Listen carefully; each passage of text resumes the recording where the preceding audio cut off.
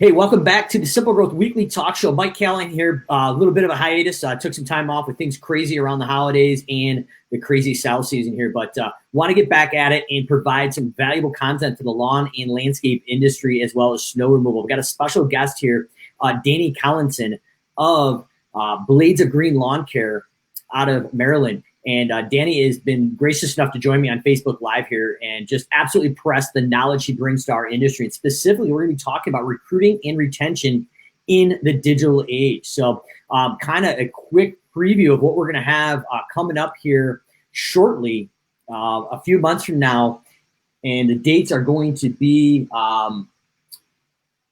in February, the 19th, 20th, and 21st. I'm going to be meeting Dani down in Orlando, Florida for the Lawn and Landscape Technology Conference. So the first annual Lawn and Landscape Technology Conference, going to be in Orlando, February 19th, 20th, and 21st. I'll put some links here during the interview here to be able to check that out. But Dani's going to be one of the heavy hitters on stage, and she just packs a bunch of knowledge about the technology shift of where recruiting, training, and onboarding is going in the digital age. So, Dani, if people have never heard of you before, they don't know who you are, would you mind just letting us know how you cut your teeth in the green industry and kind of what you do over there at Blades of Green Lawn? Yeah, sure. So I've been in the industry for about 6.5 years now. I'm actually more on the pest control side of the business now. I've kind of worked my way into quite a few different areas within the company over the last 6.5 years. So I was in the office and did a little bit on the lawn side, and now I'm primarily on the pest and plant healthcare side of the business. However, I have quite a bit of experience with the really kind of growing a culture. So one of the things we're located in Maryland that we have a hiring issue with was we're competing against a lot of the government and the unions that all work for the government. So we kind of knew we would never be able to compete with the pay and with the benefits that these government agencies and unions are able to provide. So we knew we had to do something to make ourselves stand out. So we really focused on the culture and being able to recruit and retain great people for the industry. And that's really where our niche is finding great people and then finding ways to really keep them here and keep them engaged within the company. Awesome. And I know before we really dive into the meat and potatoes of this, just right now going into 2020, the unemployment in most areas, most markets that we're working in are all-time lows. And to add to that, one of the things I'm curious your take on it, if it's something that's affected you or the companies around you, is the H2B scene has changed and they're basically put into categories now. So a lot of folks in my inner circle have been put into the D group.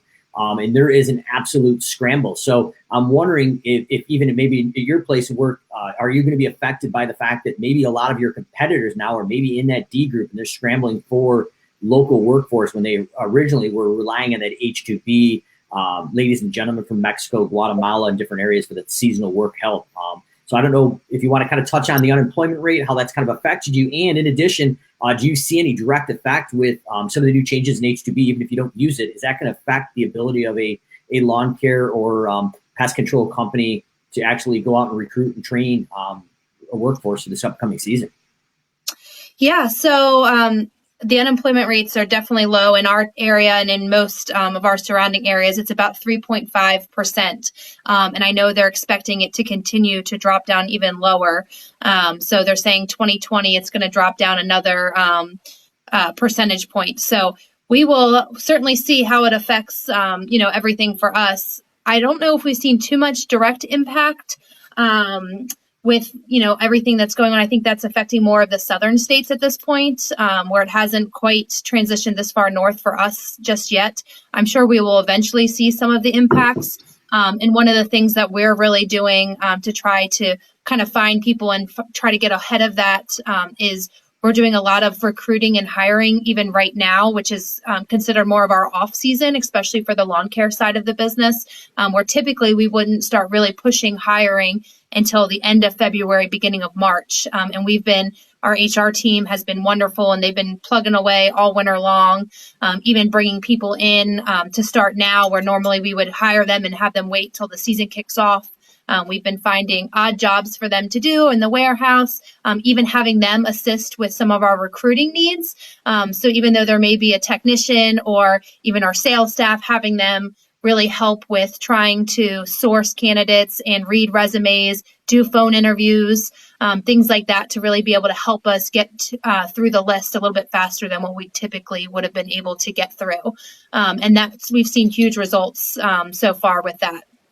Absolutely love it. So I know one of the things that we did in my lawn care company as well is we called it basically stacking the virtual bench. So we'd constantly go out and recruit for every position in the company, whether we needed that person or not.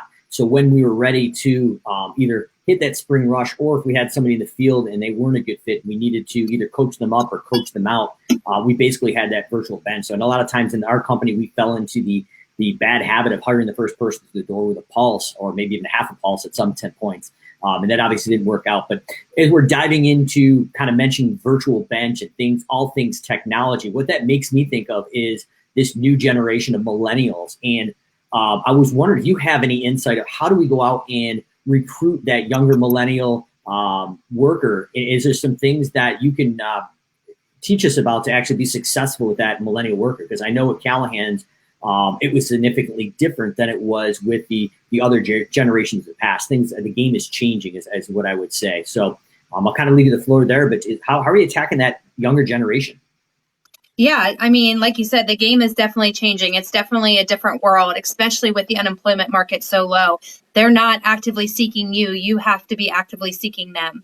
And once you do actively seek them, you have to make it convenient for them and make it beneficial and worth their while, and really be able to sell it to them. If you don't have video ads, basically, then you're not in that game, essentially. So, you got to try to draw them to your website, have great cultural related videos, pictures, anything visual to really show your culture. And that's what's going to draw them in, really. And get creative with your ads. If you're posting job ads, it's got to draw their attention. Otherwise, they're just going to keep scrolling, right on past you to the next one. So, we try to do catchy titles. For instance, I'll share one that we had. It was, "Do you like beer?" Or "Do you drink beer?" Were some different ones that we tried. And, who doesn't like beer or some form of that kind of thing? And we specifically asked our team, we did polls. What kind of things do you guys like? What are your hobbies? Do you like hunting? A lot of our team members liked hunting. So we knew that finding people with these similar hobbies would potentially work out well and fit into the mold of our team. So we did different polls and did different creative ads to get people to want to click on our job ads, as well as going out and actively looking for them. So searching keywords of similar things that we found on our current team's resumes, and going out on Indeed and other hiring sources and actively looking for them. And then, like I said, really being able to support your culture to get them to want to come in and interview and want to stay once they get there. And like I said, making it convenient, it's got to be easy for them. I myself am a millennial. So, I mean that with the best of intentions. And, we're busy. We've got, things to do. We like to enjoy life. We're a little bit different generation than, wanting to just work all the time, knowing that it would pay off in the end. We want to work to be able to enjoy life now. And I would say that's one of the bigger differentiating factors between the millennials and some of the previous generations, where they knew they had to work hard now so they could play later in life, where we want to work and play now. So, we do things like FaceTime videos for interviews. And, because a lot of these people are currently working, it's not easy for them to take off work, and they don't want to use a day off to come do an interview. They want to use their day off to do something fun.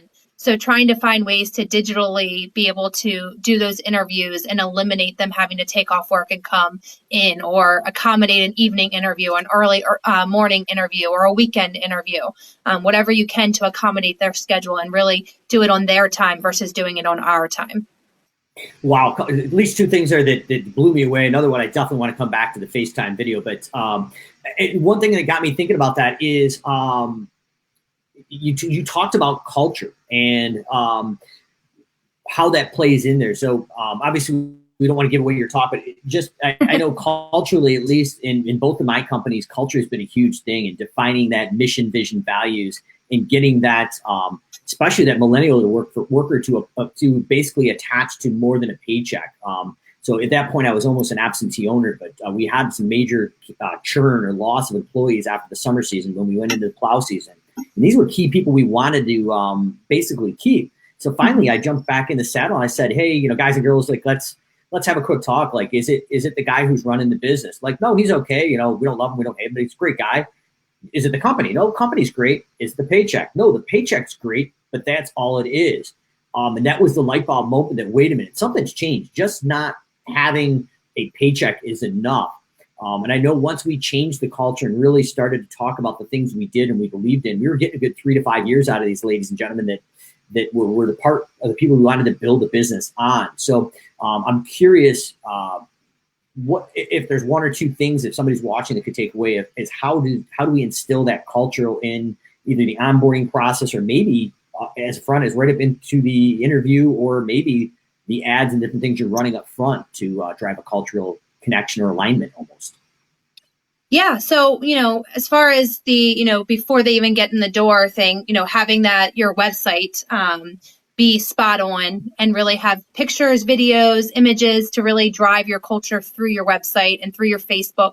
So we use our Facebook page more so to drive our culture than we do for driving our services. We do have a lot of clients that follow our Facebook as well. But instead of using it as a marketing strategy, we really use it as a hiring tool. And what customer doesn't want to do business with someone where they see that the employees are having fun and being taken care of? Because if your employees are happy and the people that are doing your service are happy, typically they're going to do a better job on your property. So we really utilize that aspect. And then once they come here, we really try to make it welcoming and inviting. So we have a parking spot out front that says future team member parking for them to be able to park in. And then as soon as they walk in the door, there's a big welcome sign that says their name on it when they come in for their first interview or their second interview. And then even on their first day, we have a big sign that says their name on it for when they come in. As well as we have company dashboards. So we have TVs hanging in every department where we cast our dashboards. And on that front dashboard, it also has their name. It says welcome with their name. And then not only does that make it so they can see it, but also so every other employee in the company also knows who's going to be in the building. So if they see a strange face, they know their name, so they can greet that person and talk to them. And it makes it really have that intimate custom feel that we really care about them, even though they may just be an applicant here for their first interview. Wow, that's amazing. And the other thing you said that really stuck out was marketing. So if I'm making some inferences, you're approaching your employee recruiting process almost like a sales game. You've mentioned things about social media, running ads, pictures, videos. The buying habits right now of the new buyer right now is engaging with online media such as Instagram or Facebook videos, pictures when you're doing those paid ads. Am I making maybe the right assumption that maybe you're taking your employee recruiting almost as a marketing game? That's exactly what we're doing, Mike. Yeah, so that's exactly what we're doing. So we look at everything for hiring and recruiting and retention as a sales approach, basically. So a lot of companies are really great at tracking every dollar and down to the penny of what they spend for marketing ads and things like that. Well, we do the exact same approach with hiring and recruiting. So we know exactly what it costs per applicant in the door.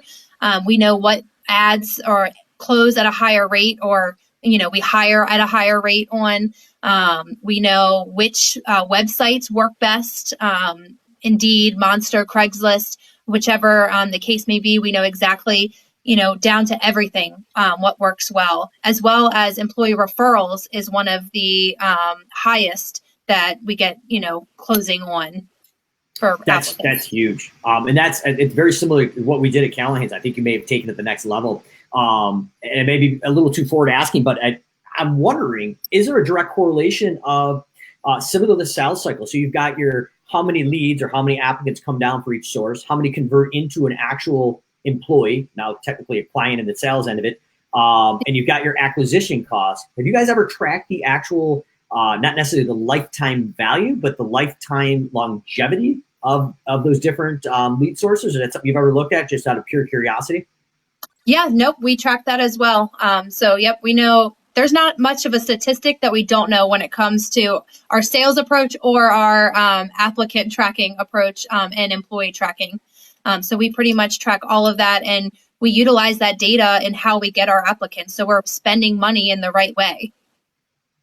Awesome. So you've really defined the cost of a new hire through basically your recruiting pipeline and onboarding pipeline, which is huge because, in my opinion, at least, business is fun when you know the numbers. It's just a math game. So if we're putting X amount of dollars for each one of these online recruiting places plus so much on referrals, statistically, if you know those numbers, you should be able to stack that bench or virtual bench, as sometimes it's called, before that season happens to come. So that's I see labor right now is one of the biggest risks. And Tim, as he is watching here, Gramstoff, great guy, owns a company up in Massachusetts. He has a quick question. I know you're obviously not in the northern region. I'm curious your take on this. Talking about hiring in the off season. If you don't have much or any work during the winter, which has been a very slow winter for the snow belt for sure, even being in the third highest snow market in the whole United States here, it hasn't really snowed much. How do you get them back to commit to actually showing up when the season kicks off? So you said you have a bit of your kind of transitional area and that it slows down a little bit. Do you have any tips or tricks how to get those employees that aren't getting many hours or maybe laid off back when that season's about to kick off? Yeah, so we actually do lay off employees. So we don't do any snow removal with our company. So our lawn technicians, we call it a winter break. So layoff has kind of a derogatory connotation to it. So we've changed that terminology to winter break. And ultimately, our techs have earned it. So most of them are working on average, 50 hours a week during peak season, if not more than that at times. So most of them, they truly have deserved and earned that break. So they typically go on layoff on New Year's Eve, and then they come back usually around the 15th of February. So it's about a 6-week layoff or break. And we help them through the entire process. So we help them with filling out their unemployment application. We pay for their health care during the time that they are on layoff, so that way they don't have any lapse in coverage with that. We pause their uniform, so there's no fees for any of that or anything. So we really try to make it convenient for them. And any that do have, so we take a survey prior to the winter break, a couple months prior, and that way any that will have a financial struggle during that time frame, we can help work out something with them. So a lot of them will stay on to do oil changes on all of our trucks. They service all of our equipment, all of the spray tanks, and get everything ready for that next season as well. And that's what we're doing with these new hires that we're hiring before the season kicks off, that don't want to wait until the winter break ends. We're having them help out in the warehouse with those things as well. Something that we've explored doing, but haven't really felt the need at this point, is doing a bonus when they come back. But at this point, we haven't really needed it. So last year, all of our technicians came back from that layoff period. That's awesome. Sometimes we've done that early season re-sign-on bonus, and that's a double-edged sword for sure, because you have some individuals that come just grab the bonus and leave. So I don't blame you on it. So if anybody's watching, I would tread with caution on that one. It will work, but it will also backfire on you there. Yep. Danny, I really appreciate you spending the time here. I know you have a very compressed schedule and just running the things over there at Blades of Green Lawn Care. So I've got one or two more questions before we wrap this up. And if anybody has any questions, either live or in the recorded versions, feel free to drop this. And Danny and I are going to keep an eye on these questions here for the next 24 to 48 hours. Once again, Danny's going to be one of the headline speakers at the Lawn and Landscape Magazine Technology Conference coming up here in Orlando. It's going to be February 19th, 20th, and 21st. So if you want to come get out of your business where the season really ramps up and see what the leaders of the lawn care industry are doing as far as technology, we'd love to see you down there. But Danny's been gracious enough to kind of give us a little preview of what she's going to be diving into, just a taste. But there's going to be some massive headliners with some big companies down there in Orlando in February. So looking forward to see everybody joining Danny and myself down there. So as we're talking about these millennial workers, I couldn't think to mention and kind of think of as you're talking about Facebook and Instagram and all the different things you're doing and all the technology on the TV screens. One of the big trends that we have been kind of seeing in the recruiting and more of the training and onboarding process is gamifying. Is that something that you guys have experimented with or something already doing? And anybody who's not familiar, what is gamifying the onboarding or recruiting process? Yeah, so we definitely utilize gamifying with everything we do, from recruiting to getting, especially with our employee referral recruiting thing. So I'll talk a little bit about that aspect of it first. So right now we're currently running a contest. So just to put in perspective, we're looking to hire 40 new technicians by about mid-April. So it's a pretty large scale hiring effort that we're working on currently. So we have a company-wide contest going called Cruise for Interviews. And basically we are encouraging our employees to try to find good people. So it doesn't have to be someone that they necessarily know personally or have been best friends with for years. It's just anyone that they receive great service from. So we're ultimately looking for great people.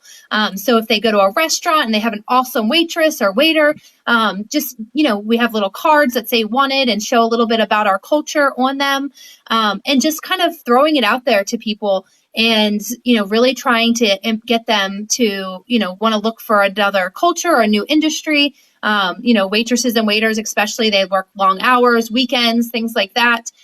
So really just trying to find great people and then incentivizing our employees to take the extra effort to be able to look for those great people, essentially. So the way the contest works is we are doing points for them just coming in the door and doing an interview. And then we use a program called AwardCo, where we can actually pay out, and then they purchase prizes and things like that. So they're called Fred points for us. And so they get incentivized as the people go through the hiring process. So they get points for them coming on board. And then once they have been hired, they get points. And then once they've worked here for a period of time, so they get paid out at 6 months, and then again at 1 year. So they get incremental pay, but it ends up being about $2,100 total that a employee can get for referring another employee. And we really figured out that cost or that value by what it costs to get a new person in the door. So through all of our tracking on hiring and recruiting, we figured out that that's what the average applicant costs. So we would much rather pay that out to our current employees instead of paying it to Indeed or other sourcing efforts. Absolutely love it. And once again, just a non-emotional number that you need. Want to say what's up to Tim, Jeff, and Jim. One of the great members here, great business owner. It looks like he's watching. He wants to know, what kind of questions are you asking in the interview? And if I heard you right, Dani, you're actually looking to onboard 40 new employees here by April. So I guess as a word of encouragement to anybody watching right now that is being hit by the labor shortage or H2B or anything else, or you're just looking to go and blow out the doors the business sales wise, Dani's proof in the pudding here that this can be done. It has been done if you approach it in a systematic business way. So as we wrap it up, Dani, do you have any words of encouragement, or what are the questions are you asking these applicants? And I guess maybe tying into the question is, are you tailoring to the diversity of your applicant pool, the questions or the recruiting or the onboarding process?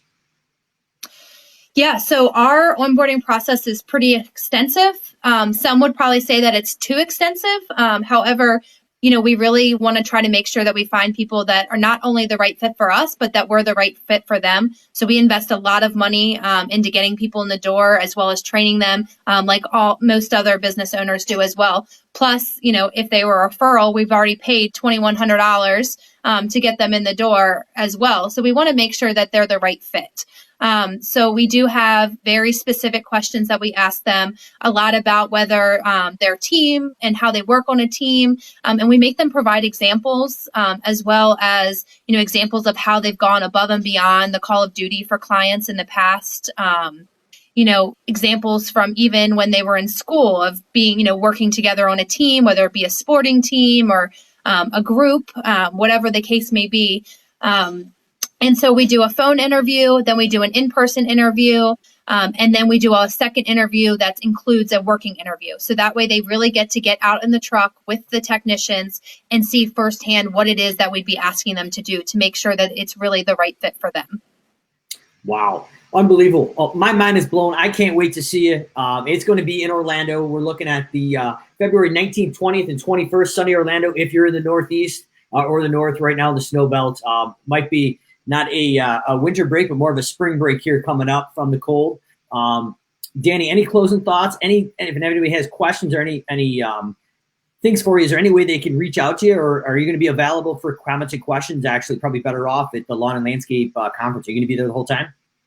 I will. I'll be there. I actually be flying in on the 18th, so I'll be there from the 18th till later that evening on the 21st. And I hope that everyone comes out and not just sees me, but sees all the other speakers there. I've talked to some of the other speakers, and sounds like everyone has some awesome things planned. And really, if you're looking to really scale your business and take on more of a technology approach and become more efficient, I would say this is definitely the place that you want to be. Yeah, can't thank you enough. I think Brian Horn and the whole Lawn and Landscape magazine, GIE Media, has done one heck of a job. And just going to the top 100 in Dallas last year and the other events that they've had, it's nothing but a first-class event. So if you're looking to accelerate your technology and your learning and go out learn and out adapt your competition, looking to see everyone in Orlando, 19th, 20th, and 21st. And if you have these questions, feel free to drop them here in the Facebook feed. But even better yet, why don't you come down and meet Dani in person amongst the other superstar speakers and get some live interaction as well. So, Dani, I know it's Friday afternoon. I want to thank you again, and we'll see you down in Orlando. Awesome. Thanks, Mike. All right.